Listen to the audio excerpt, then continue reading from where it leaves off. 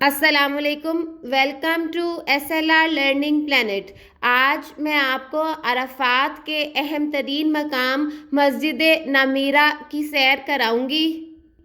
کچھ لوگ اسے مسجد نمرہ کہہ کر پکارتے ہیں، جبکہ اس کا صحیح تلفظ نون کے زبر اور میم کے زیر کے ساتھ کیا جاتا ہے۔ نمیرہ ایک پہاڑی ہے جو مسجد کے مغرب میں واقع ہے۔ یہ میدان عرفات کے مغربی گوشے میں وادی ارنا سے پہلے ہے۔ اس مسجد کی جو دیوار مکہ مکرمہ کی طرف پڑتی ہے وہ حرم اور میدان عرفات کے درمیان حد فاصل کی حیثیت رکھتی ہے۔ دوسرے لفظوں میں یوں کہہ لیجئے کہ جہاں حرم کی حدود ختم ہوتی ہیں وہاں عرفات کی حدود شروع ہوتی ہیں۔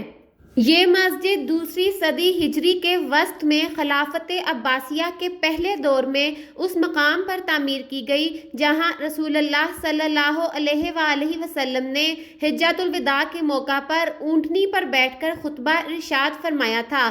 یہ مسجد عرفات کے مغربی جانب واقع ہے۔ مسجد کا کچھ مغربی حصہ وادی ارنا میں آتا ہے۔ یہ مکہ مکرمہ کی ایک وادی ہے جہاں نبی کریم صلی اللہ علیہ وآلہ وسلم نے وقوف سے منع فرمایا۔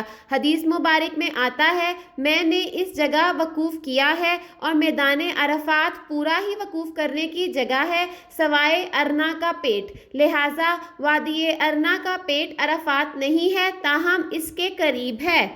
تاریخ کی کئی کتابوں میں مسجد نمیرہ کا ذکر مختلف ناموں سے آیا ہے، مثلاً مسجد نبی ابراہیم، مسجد عرفہ اور مسجد ارنا۔ اس میں مسجد عرفہ کا نام میدان عرفات سے باہر ایک گاؤں سے لیا گیا ہے جہاں رسول اللہ صلی اللہ علیہ وآلہ وسلم نے قیام فرمایا تھا۔ اس کے بعد آپ وہاں سے چل کر وادی ارنا کے وسط میں پہنچے جہاں آپ نے ظہر اور عصر کی نمازیں ادا کی اور خطبہ ارشاد فرمایا۔ سعودی ریاست کے دور میں مسجد نمیرہ میں سب سے بڑی توسیع دیکھنے میں آئی۔ اس کے نتیجے میں یہ مسجد نمیرہ مسجد حرام کے مقابلے میں رقبے کے لحاظ سے مکہ مکرمہ صوبے کی دوسری بڑی مسجد بن گئی۔ مسجد نمیرہ کی تاریخ کی سب سے بڑی توسیع سعودی مملکت کے دور میں ہوئی جس پر 23.7 کروڑ ریال خرچ ہوئے۔ مشرق سے مغرب تک اس کی لمبائی 340 میٹر اور شمال سے جنوب تک اس کی چوڑائی 240 میٹر ہو گئی۔ اس کا کل رقبہ 1,10,000 مربع میٹر سے زیادہ ہے۔ مسجد کے پیچھے سایہ دار جگہ ہے جس کے رقبے کا اندازہ 8,000 مربع میٹر لگایا گیا ہے۔ مسجد کے درمیان 2 بڑے برآمدے بنوائے تاکہ حجاج نماز کے وقت دھوپ سے محفوظ رہ سکے۔ نمیرہ پہاڑ کے نیچے ایک غار واقع ہے۔ یہ غار 4x5 ہاتھ کا ہے۔ کہا جاتا ہے کہ نبی کریم صلی اللہ علیہ وآلہ وسلم نے اسی جگہ وقوف عرفہ کے روز ٹھہرے تھے۔ غار اب تک موجود ہے۔ 9 ذی الحجہ 1397 ہجری عالم فاضل شیخ محمد طاہر الکردی المکی نے شوال 1376 میں اس کی تحقیق کی تھی۔ انہوں نے اس کا تذکرہ اپنی کتاب التاریخ القویم میں کیا ہے۔ موجودہ مسجد نمیرہ کا پورا حصہ میدان عرفہ میں شامل نہیں، اس کا صرف شمالی حصہ میدان عرفہ میں ہے جبکہ جنوبی حصہ میدان عرفہ سے خارج ہے اور وادی ارنا میں بنا ہوا ہے۔ سعودی حکومت نے مسجد نمیرہ ازسر نو تعمیر کرائی ہے۔ ماضی میں اس کی لمبائی 90 میٹر اور عرض 80 میٹر ہوا کرتا تھا۔ اس کے چاروں طرف برآمدے تھے۔ محراب 3 میٹر اونچی اور 5 میٹر چوڑی تھی۔ اس کا منبر 2.5 میٹر اونچا اور 10 سیڑھیوں والا تھا۔ سعودی حکومت نے توسیع کر کے اس کا ایک حصہ 2 منزلہ بنا دیا ہے۔ مجموعی رقبہ 1,24,000 مربع میٹر کر دیا گیا ہے۔ اس کی دوسری منزل کا رقبہ 27,000 مربع میٹر ہے۔ عقبی صحنوں کا رقبہ جن پر سائبان پڑے ہوئے ہیں 8,000 مربع میٹر ہے۔ اس کے نتیجے میں یہاں 4 لاکھ نمازیوں کے لیے گنجائش پیدا ہو گئی ہے۔ آثار قدیمہ کے ماہر ہانی فیروزی لکھتے ہیں کہ مسجد نمیرہ امیر الحج کا موقف ہے۔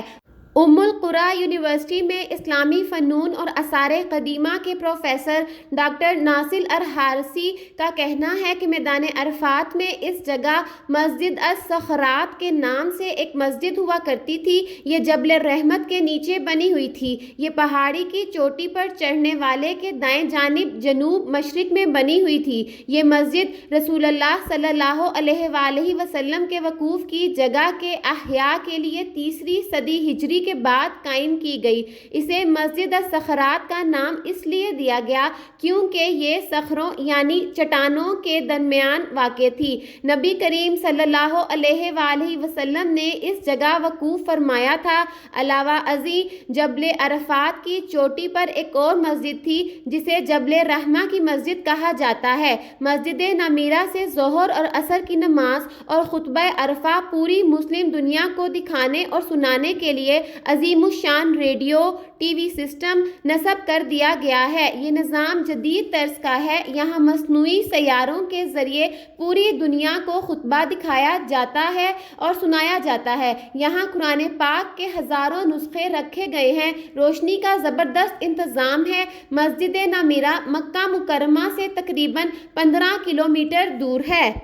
حضرت جابر رضی اللہ عنہ روایت کرتے ہیں کہ رسول اللہ صلی اللہ علیہ وآلہ وسلم نے اپنے لیے نمیرہ میں جھونپڑی تیار کرنے کا حکم دیا تھا۔ حضرت صلی اللہ علیہ وآلہ وسلم نے میدان عرفہ پہنچنے پر دیکھا کہ صحابہ نے مطلوبہ جگہ پر گنبد بنا دیا ہے تو آپ صلی اللہ علیہ وآلہ وسلم نے اسے دیکھ کر باقی رکھا اور منع نہیں کیا۔ ایسا لگتا تھا کہ یہ گنبد غار کے دہانے پر بنایا گیا ہو۔ 9 ذی الحجہ کو میدان عرفات کی حاضری تمام عازمین حج کے لیے ضروری ہے۔ یہاں ظہر اور عصر کی نماز 1 اذان اور 2 اقامت کے ساتھ ادا کی جاتی ہے۔